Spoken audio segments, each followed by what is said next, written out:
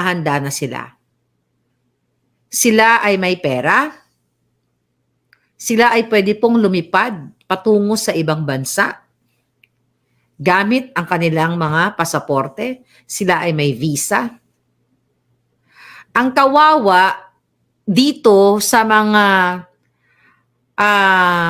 hindi magandang pangyayari, which is ayon sa ating information na tumutulo ang kanyang luha, mga kababayan, ay sana